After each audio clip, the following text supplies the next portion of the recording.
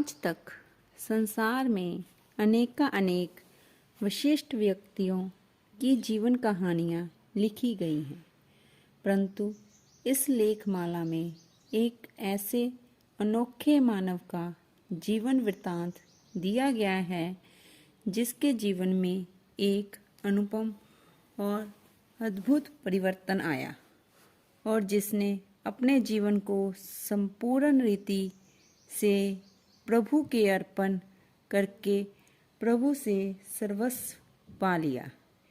इसमें एक ऐसी निराली आत्मा के जीवन का उल्लेख है जिस आत्मा ने संसार में एक ऐसा कार्य किया जो अन्य कोई भी मानव नहीं कर सका।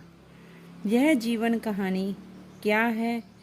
यह नर से श्री नारायण अथवा मनुष्य से फरिश्ता बनने का एक मनोहर वृत्तांत है जिसे हमने वर्तमान जीवन में अपनी आँखों से देखा है।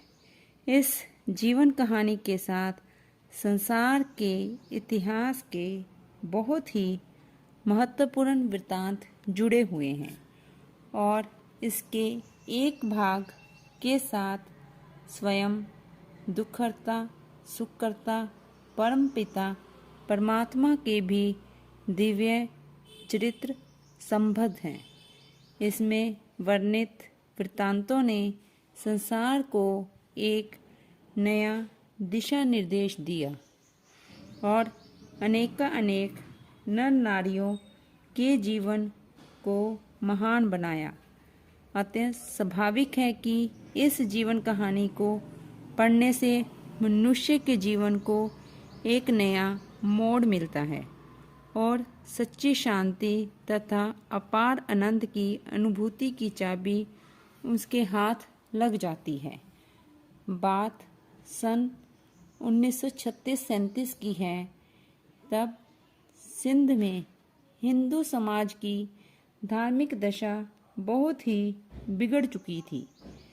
कई शताब्दियों से मुसलमानी, क्रिस्तानी तथा पाश्चात्य सभ्यता का प्रभाव पड़ने के कारण हिंदू लोगों का खान पान तमोप्रधान अथवा भ्रष्ट हो चुका था।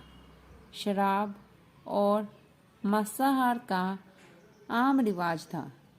लोग भक्ति करते थे, परंतु वे जितना पाठ पूजा करते थे उतना ही उनमें धन के लिए लोभ, व्यापार में छल कपट, व्यवहार में क्रोध, घर में मोह तथा मन में वासना भरी हुई थी। निरर्थक एवं खर्चीली रस्में और थोथे रिवाज समाज को घुन की तरह खाए चले जा रहे थे। पुजारी, पंडित और उपदेशक लोगों से धन बटोरते थे, परंतु वे उनके घर गृहस्थ को पवित्र, सदाचार युक्त एवं शांति संपन्न बनाने वाला वास्तविक ज्ञान नहीं देते थे, क्योंकि वे केवल कर्मकांठी और शास्त्र पाठी ही बन गए थे। यद्यपि लोगों के पास धन था, तथापि उनका घरेलू जीवन मनोविकारों और अशांति के कारण तथा सात्विकता के अभाव के कारण नरकमय बन गया था। माताओं की दशा विशेष तौर पर चिंताजनक थी। उनका स्थान केवल घर और बाल बच्चों को संभालने वाली दासी जैसा था तथा वे अपने पति की वासना तृप्ति ही के लिए थी। चाहे पति शराबी कबाबी हो और विषय वासना में ही डूबा रहता हो, परंतु स्त्री के लिए वह परमेश्वर और गुरु मानने के योग्य समझा जाता था। व्यापारी वर्ग के लोगों के यहाँ कन्याएं प्राय अशिक्षिता सी रहती थी।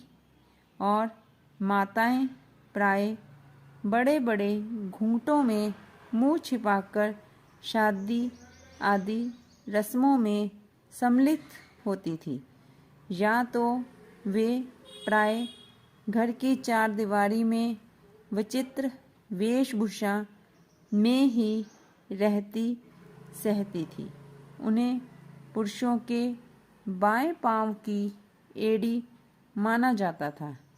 उन्हें धर्म प्रचार का प्राय कोई अधिकार नहीं था, ना ही उन्हें सन्यासियों की तरह ब्रह्मचर्य व्रत पालन करने का कोई हक था। घोर कलयुग की इस वेला में सभी आत्माएं अपने विकारी संस्कारों अथवा कर्मों की बेड़ियों में बंधी हुई थी।